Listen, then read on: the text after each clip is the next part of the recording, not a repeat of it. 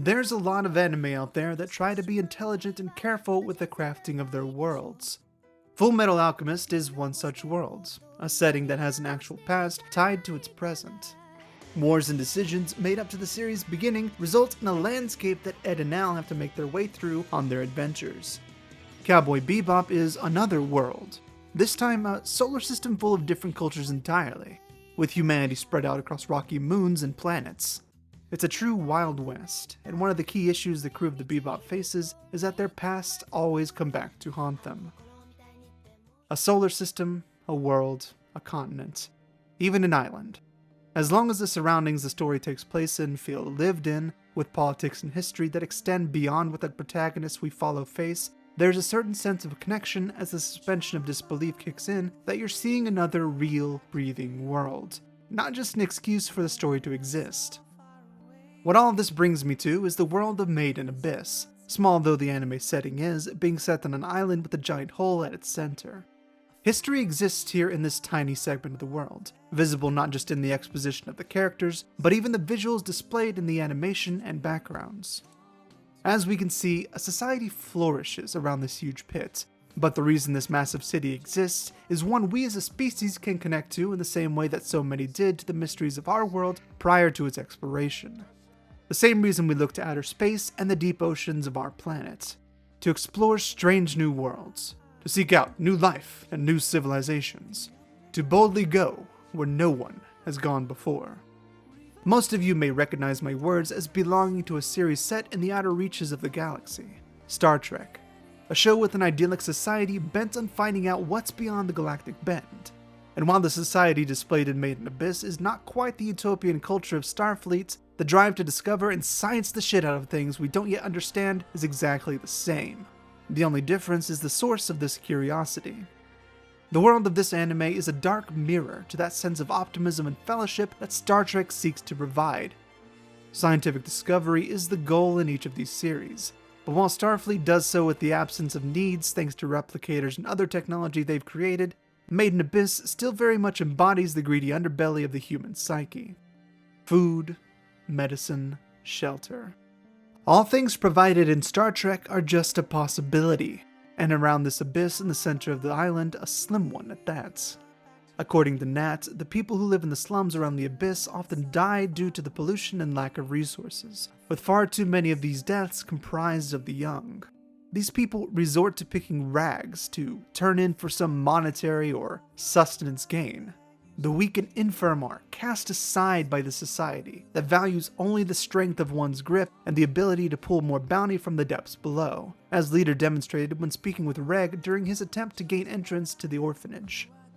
While scientific minds are welcome and even encouraged from a very young age, judging by the schooling provided to the orphans, every ounce of the society's focus is exploring, discovering, and ripping whatever resource they can out of the abyss. While Star Trek's universe is motivated simply by pure curiosity, Made in Abyss's science is motivated by greed. And with certain amounts of greed comes less concern for human life. Perhaps at first this was simply corporations and countries vying and jockeying for positions of power with the incredibly dangerous and useful artifacts that come from the abyss, sending willing participants, employees and desperate souls alike, down to pillage the abyss's mysteries. But with people come need for shelter. And when people gather for long periods of time, over several generations, comes new life. These new lives might have at one point been allowed to leave the island, to return to the countries of the parents' origins, but over time, the potential use of these new recruits and the ever-burning desire to plumb the secrets within the abyss apparently became too much to bear, letting them go. Whether encouraged by their parents or the countries and corporations, children of the abyss divers began to become trainees. With the high rate of death of those who go down into the abyss, many of these children became orphans.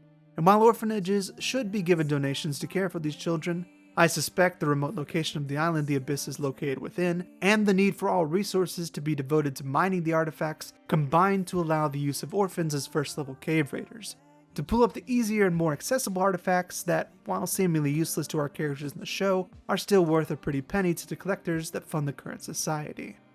Over time, the frequency of death seems to have had the society around the abyss become inured to such unpleasantries, giving rise to a cold logic that death is simply something that happens to all who desire to delve deeply into the earth. It's simply a fact of life to this culture of abyssal reverence, and especially to the kids we follow, as Nat calmly explained how he would have most likely died in the slums if he hadn't been allowed in the orphanage. This cold sense of logic is further beaten into these kids by their education, which seems to have become more scientifically bent than anything our own society endeavors to teach, with much less focus on puritanical religion as a result. Instead, if there is a religion at all, it is based in the accomplishments of the White Whistles, who travel the furthest, explore the most, and eventually give their lives to the abyss in pursuit of this insatiable curiosity and greed. There is a suicidal hero worship drilled into every aspect of the culture, from the praising and hailing of the White Whistles as heroes, and even messianic figures, to the point that parades and parties are thrown in their honor of discovering a White Whistle's death or a White Whistle itself, which is assumed to be the same, though I do have my doubts that's the case for Riko's mother personally, to the fanatical wish to eventually become a White Whistle by almost every character we've met so far in the series. All the cave raiders we've met aspire to become the next Liza the Annihilator, Riko most of all, and with this wish comes the embracing of certain death. This isn't just the acknowledgement that we will one day all die due to old age as our bodies and organs begin to give out, but to a relatively young death, as the Abyss claims a White Whistle that goes too far forever. After all, upon reaching a certain point in the Abyss, returning to the surface is impossible. And only White Whistles who have mapped the lowest reaches the society knows of have gone to those depths. Reaching the bottom is tantamount to suicide, because of the extremely high amounts of dangerous beasts and the overwhelmingly unwelcoming environments. With such a horrible place to live in, reaching old age at the bottom of the Abyss is incredibly improbable, at least from what we've been told. In addition to this hero worship, there is a sense from Habbo that the society around this Abyss might revere the Abyss itself in a way, as the strange logic Habbo and Riko both mention about this mysterious netherworld always selfishly taking back what was once within it demonstrates. To everyone who enters this foreign world, it is their grave, and they revere its almost ominous will as if it were an actual entity, similarly to how elves view forests as having wills of their own in fantasy. But to return to a previous point, I want to talk about the seeming lack of puritanical religion in the world as well. In my opinion, in our world, science and religion are at odds with one another, with facts and measurements being the antithesis to faith, blind or otherwise. And while there are some minds that can fathom that facts and measurements in this reality can somewhat coexist with faith in higher power, the fact is, this is a rare circumstance for most people, let alone entire societies. In Made in Abyss, however, science seems to be more important than the puritanical teachings we are familiar with in Christianity or Islam, for example. And I cite the lack of embarrassment with the naked body, the core of my belief in this theory. Riko specifically measured, poked, prodded, and sketched Reg's body in its entirety, and while it could be argued that she felt no shame in doing so because she views Reg as a robot rather than a person, I believe there's less focus on the concept of the naked body being a horrible thing to avoid, like it is in the church culture of the United States, for example.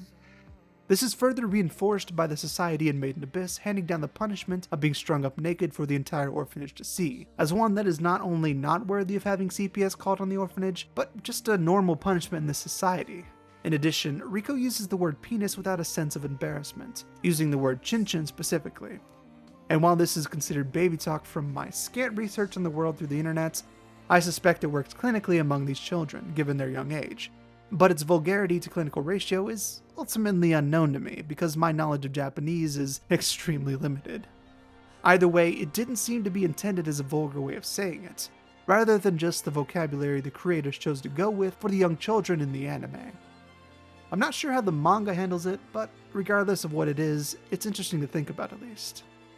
In addition, while the series isn't necessarily set on Earth, it does seem to follow earthly principles in everything but this strange abyss. So it's logical to assume religion exists in the wider world, as it does in almost every other story in existence. However, there is no mention of religion beyond what I've covered previously, with the reverence of the White Whistles and the Abyss itself. So either my assumption that religion exists is wrong, which I find unlikely, or it's simply not important to anyone we follow in the story so far.